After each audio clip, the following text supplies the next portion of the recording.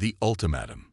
The Galactic Council chamber fell silent as Ambassador Kiera Vaslov strode to the center of the vast circular hall. Thousands of eyes from hundreds of species followed his every movement.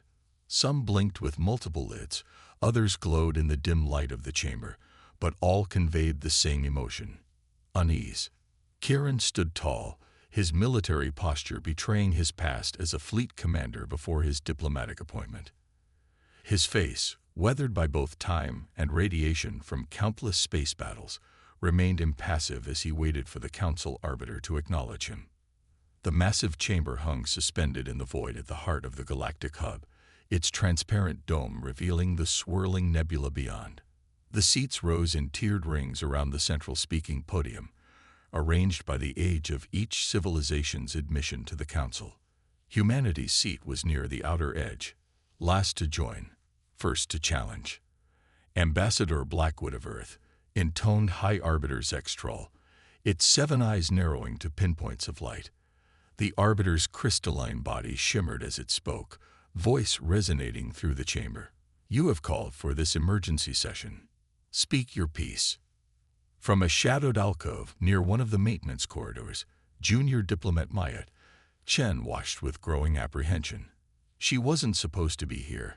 This session was classified far above her clearance, but rumors had spread through the embassy like wildfire. Something big was happening, something that could change humanity's place in the galactic order forever. "High Arbiter, Council members," Kiera began, his voice carrying easily despite its low register. "For 50 years, humanity has abided by the restriction accords placed upon us when we joined this council. We have limited our territorial expansion. We have capped our population growth. We have shared our biological innovations while being denied access to dimensional drive technology." Maya noticed several council members shifting uncomfortably. The Vosic ambassador's tendrils twitched with obvious agitation. "We were told these restrictions were temporary, necessary precautions for a young spacefaring species." Kieran's voice hardened. "That was 50 years ago. Today, I am here to inform you that the restrictions end now." The chamber erupted. Dozens of delegates rose from their seats, their voices blending into a cacophony of outrage, shock, and fear. The Arbiter's crystalline form flashed with pulses of angry red light as it struck its resonant staff against the floor, sending vibrations through the chamber until order was restored. "You forget yourself, Ambassador," the Arbiter said. "The accords were agreed upon by all parties.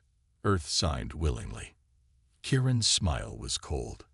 "Earth signed while our colonies were dying from the Proxima Plague. We signed while your embargo prevented medical supplies from reaching our outer settlements. We signed because we had no choice." From her hiding place, Maya felt her heart racing. This wasn't diplomacy. This was a confrontation. She'd studied under Kiera for years and had never seen this side of him. "The accords stand," declared the Arbiter. "If Earth has grievances, they can be addressed through proper channels." "We tried proper channels for decades," Kiera replied. "Now we're trying something new." He raised his hand, activating a holographic projector embedded in his palm. The air above the chamber floor shimmered, then filled with the image of a massive warship. Its hull was midnight black, absorbing rather than reflecting the light around it. Strange energy patterns rippled across its surface like oil on water. "The Thanatos," Kiera said simply. "The first of our quantum dreadnought fleet." The silence that followed was absolute. Maya had to cover her mouth to prevent a gasp from escaping. The ship was unlike anything in the known galaxy, larger than the Council's peacekeeping vessels, and emanating an energy signature that distorted the hologram itself. "Impossible," breathed the Arbiter. "Such technology is beyond human capabilities." "You underestimated us," Kiera replied. "A common mistake. This ship and its 37 sisters are powered by dark matter reactors." The chamber exploded again, this time with shouts of violation and forbidden technology. The Kleshani delegate, a being of pure energy contained within an environmental suit, actually flickered out momentarily in what Maya recognized as their species' equivalent of fainting. Dark matter technology had been banned across the galaxy for millennia. The last civilization to harness it, the precursors, had torn holes in reality itself before their sudden extinction. The ban wasn't just political, it was existential. You risked the fabric of space-time itself. The Arbiter thundered, its crystalline form now pulsing with deep crimson light. We've perfected the containment systems, Kiera countered. Something you all claimed was impossible. The Thanatos fleet has been operational for 3 years, conducting maneuvers in the void between galaxies. No reality breaches, no dimensional instabilities. Maya couldn't believe what she was hearing. 3 years? How had Earth kept this secret? And how had she, someone who worked directly with the ambassador's staff, never caught a hint of it? "What do you want?" demanded the Kelbraxian representative, her scaled skin flaring with defensive color patterns. Kieran's expression remained unchanged. The immediate and complete dissolution of all restriction accords placed upon humanity. Equal access to all Council technology archives. 5 additional votes on the Council, proportionate to our population and colonial holdings. Or, the Arbiter's voice had grown dangerously quiet. Or nothing, Kiera replied. This isn't a negotiation. It's notification. The accords end today, one way or another. The Thanatos fleet is currently positioned at strategic points throughout Council space. They remain cloaked and undetectable by your sensor technology. Maya felt dizzy. This wasn't diplomacy. It was an ultimatum backed by the threat of force. This violated everything the Earth Diplomatic Corps stood for, or at least everything she thought it stood for. You have 24 standard hours to confirm your agreement, Kiera continued. After which, the fleet will decloak as a demonstration of our resolve. He deactivated the hologram and turned to leave. No bow, no formal dismissal, a final insult to Council protocol. This is an act of war, the Arbiter called after him. Kiera paused and looked back over his shoulder. No, Arbiter. This is an act of independence. As the ambassador exited the chamber, chaos erupted once more. Maya pressed herself deeper into the shadows, mind racing. She needed to get back to the embassy, needed to understand what was happening. If Earth was truly on the brink of galactic war, everything she'd worked for was at risk. She slipped through the maintenance corridor, taking a roundabout path to avoid security. The station was already on high alert, with Council guards rushing through the main hallways. As she rounded a corner, she collided with a solid figure and found herself staring up at Ambassador Kiera Blackwood himself. "Sir, she began, scrambling to her feet. "Chen," he said, recognition flashing in his eyes. "What are you doing here? This level is restricted." "I was reviewing the Trellian trade agreements in Archive Room 7, she lied quickly. "I heard the alarms and was trying to get back to the embassy." Kiera studied her face, and Maya fought to keep her expression neutral. After what seemed like an eternity, he nodded. "Walk with me," he ordered, and Maya fell into step beside him. They moved swiftly through the corridors, Kieran's security detail forming a protective barrier around them. Maya's mind was spinning with questions, but she knew better than to ask them in public. "You saw the session," Kiera said quietly. Not a question, but a statement. Maya hesitated, then nodded. No point denying it now. "Good," he said, surprising her. "I need people who understand what's at stake." "Sir, with all due respect," Maya replied, keeping her voice low. "I'm not sure I do understand. The Thanatos fleet, dark matter technology, it goes against everything we've been taught." Kieran's expression hardened. "What we've been taught by them. The Council has kept humanity leashed while they strip mine our colonies and study us like lab specimens. Did you know the Proxima plague was engineered?" Maya stared at him, stunned.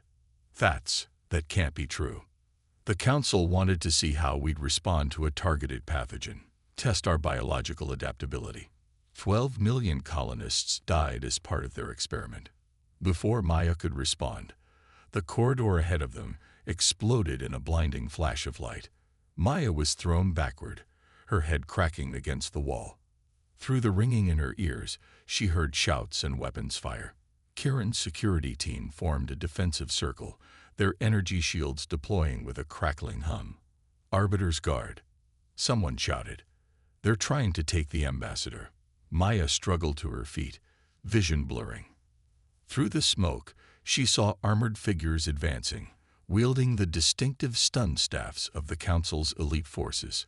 "Get to the embassy," Kieran ordered, pressing something into her hand. "Give this to Colonel Vega.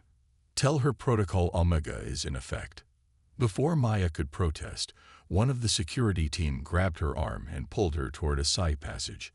The last thing she saw was Ambassador Blackwood drawing a concealed weapon and advancing toward the Council forces, his face set with grim determination. As she was rushed through the emergency corridors of the station, the small data chip in her palm felt impossibly heavy. Whatever it contained, Maya knew one thing with absolute certainty. The galaxy stood on the precipice of change, and somehow she had become central to humanity's most dangerous gambit. The reckoning. Maya Chen had never run so fast in her life. The data chip Ambassador Blackwood had pressed into her hand burned like a live coal as she navigated the labyrinthine passages of Galactic Hub Station. Behind her, the sounds of energy weapons and shouted orders echoed through the corridors. The Council's forces were hunting. "Diplomat Chen." A voice called from a shadowed alcove, making her freeze in her tracks. A figure stepped out, human, wearing the insignia of Earth's Security Division. "Colonel Vega sent me. This way. Quickly." Maya hesitated. "How do I know you're really with the embassy?" The officer's expression remained calm. "Thunderhead Protocol, Authorization Sierra 9. It was the correct response for emergency extractions." Maya nodded and followed as the officer led her through a maintenance shaft that seemed to descend deep into the station's infrastructure. "The ambassador?" she asked as they climbed down a service ladder. "Captured, but alive," the officer replied.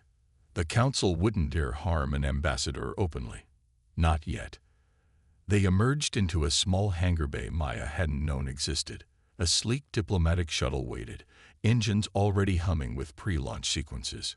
Colonel Nadia Vega stood at the boarding ramp, her tall frame rigid with tension. "Chen," she acknowledged, extending her hand. "The package." Maya handed over the data chip, studying Vega's face as she did. The colonel was legendary within the diplomatic corps, former special forces who had transitioned to embassy security after the Centauri incident. Her eyes, one natural and one cybernetic replacement, scanned Maya with methodical precision. "You've seen the council session," Vega stated rather than asked as they boarded the shuttle. "Yes," Maya admitted. "The Thanatos fleet. Is it real?" The shuttle lifted off, accelerating out of the hangar bay and away from the massive station.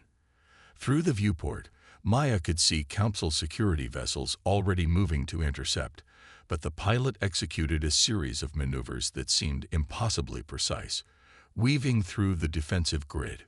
Vega inserted the data chip into a secure terminal. Holographic displays sprang to life around them, showing tactical data, ship positions, and encrypted communication channels.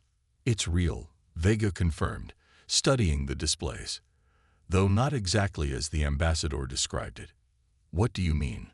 Vega hesitated, then made a decision. "You're in this now, Chen. No going back." She manipulated the holographic controls, bringing up an image of a massive shipyard hidden within an asteroid field. "The Thanatos fleet exists, but only 12 ships are operational, not 37. And the dark matter technology is unstable." Maya felt a chill run down her spine. "Unstable how?" "Microfractures in reality. Nothing catastrophic yet, but our scientists haven't fully contained the quantum bleed-through effects." Vega's cybernetic eye glowed slightly brighter. "The ambassador exaggerated our capabilities to force the Council's hand." "He's bluffing." Maya couldn't keep the shock from her voice, with the fate of humanity at stake. "It's not a bluff if you're willing to follow through," Vega replied coldly. The fleet may be smaller, but it's still powerful enough to cripple the Council's core systems before they could mount an effective defense. The shuttle shuddered as it accelerated to superluminal speeds, the stars outside stretching into streaks of light. "Where are we going?" Maya asked. "Proxima Command, Earth's hidden military headquarters." Vega's expression softened slightly. "You weren't supposed to be involved in this, Chen. But now that you are, we need your diplomatic expertise." "For what?" "The ambassador's capture changes things. We need someone who understands council politics to help us navigate what comes next." Maya's mind raced. The council will be preparing for war. They'll never believe Earth only has 12 ships, not after the ambassador's claim. "That's counting on," Vega agreed. "But there's something else you need to know." She hesitated, then continued. "The Proxima Plague. What the ambassador told you was partially true. It was engineered, but not by the entire council." The shuttle dropped out of faster-than-light travel near a seemingly empty region of space. As they approached, a massive space station shimmered into view, its stealth systems deactivating to allow their approach. "The Zelvan Directorate," Vega continued, "has been conducting illegal biological research for centuries. They engineered the plague as a test case, with certain council members' knowledge but not official sanction. That's why we built the fleet," Maya realized. "Not just to break the accords, but to have leverage against the Zelvans specifically." Vega nodded as the shuttle docked with the hidden station. "The ambassador discovered the truth 5 years ago. Everything since then, the fleet construction, the ultimatum, it's all been building to this moment." As they disembarked, Maya was struck by the scale of Proxima Command. Thousands of personnel moved with purpose through the vast complex. Through a massive viewport, she could see 3 of the Thanatos dreadnoughts in their berths, their hulls seeming to absorb the light around them. "The Council will execute him," Maya said suddenly. "Once they realize the threat is real, they'll make an example of him." "That's why we're accelerating the timeline," said a new voice. Maya turned to see Vice Admiral Helena Reyes, the legendary commander who had led Earth's forces during the border conflicts. Her dark hair was now streaked with gray, but her presence was as commanding as ever. "Diplomat Chen," Reyes acknowledged with a nod. "Your arrival is fortuitous. We need someone who can speak the Council's diplomatic language when we make our next move." "Which is?" Maya asked, suddenly wary. Reyes led them to a war room where holographic displays showed the 12 Thanatos ships moving into position throughout Council space. "In 6 hours, the fleet will decloak simultaneously at key strategic positions. The Zelvans will be presented with evidence of their crimes against humanity, broadcast to all Council species." Reyes's eyes were hard as flint.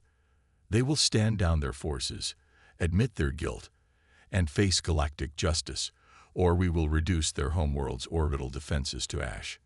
Maya stared at her in horror. "That's not justice. That's revenge. And it risks starting a war that could kill billions." "Sometimes the threat of violence is necessary to prevent greater violence," Reyes replied. "The Zelvans have biological weapons far worse than the Proxima Plague in development. We can't allow them to deploy those weapons." Maya looked from Reyes to Vega, then back to the tactical displays showing the positions of Earth's dreadnoughts. Something didn't add up.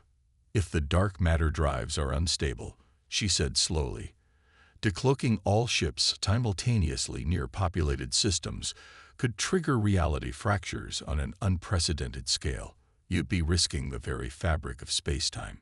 Vega and Reyes exchanged a look that confirmed Maya's suspicions. "Unless," Maya continued, "the pieces falling into place, the ships don't actually use dark matter technology at all. That's part of the bluff too, isn't it?"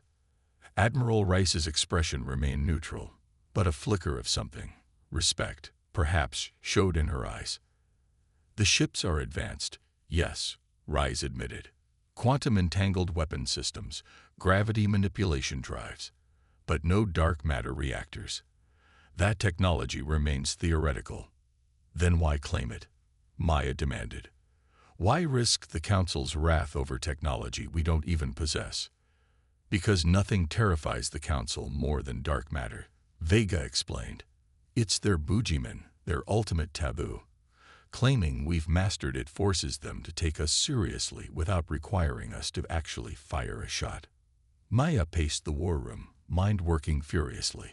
So the plan is to expose the Zelvans, force concessions from the Council, and hope they don't call our bluff about the dark matter technology.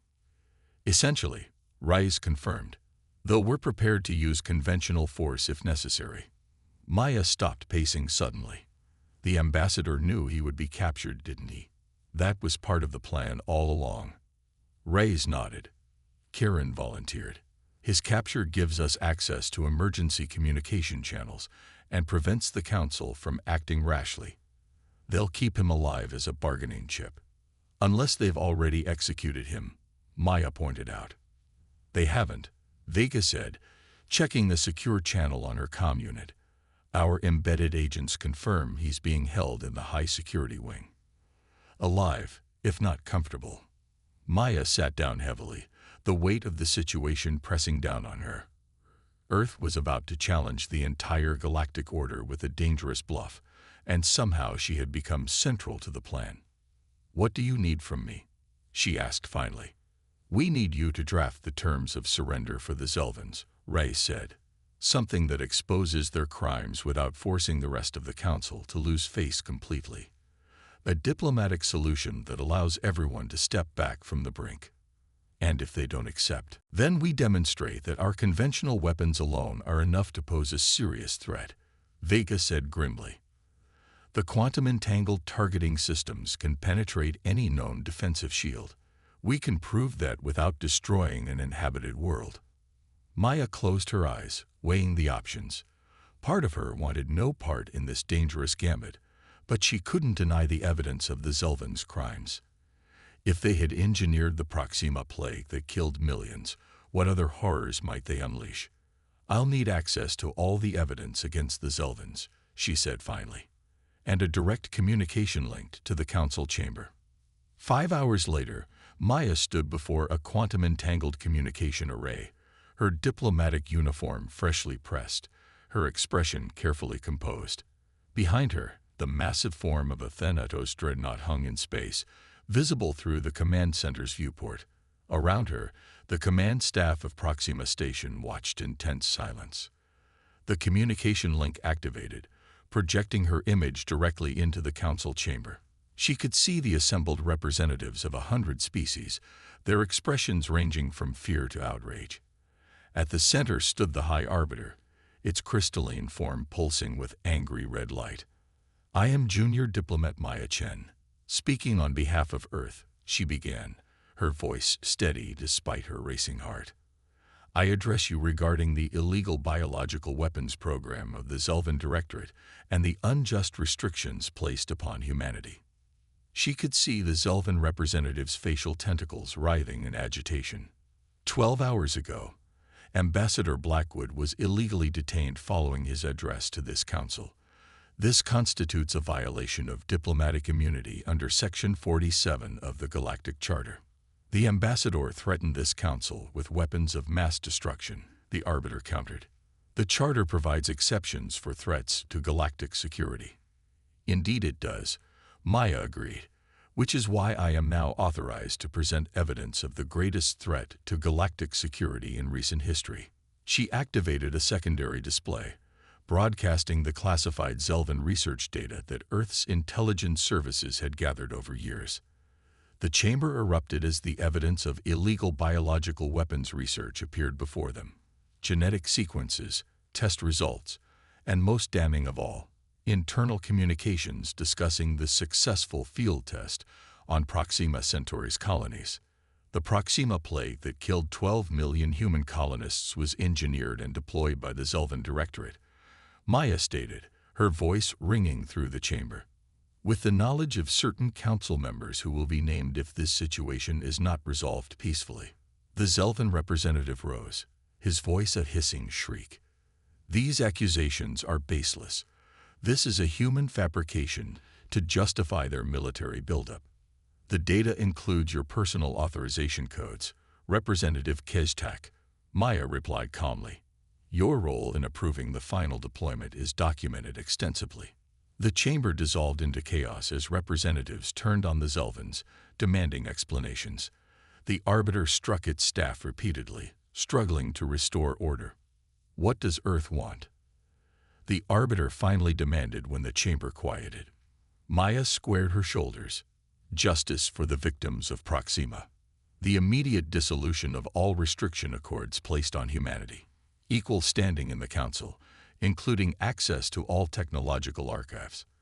And a formal apology for the crimes committed against our people. Or your fleet attacks. The Arbiter's tone was icy.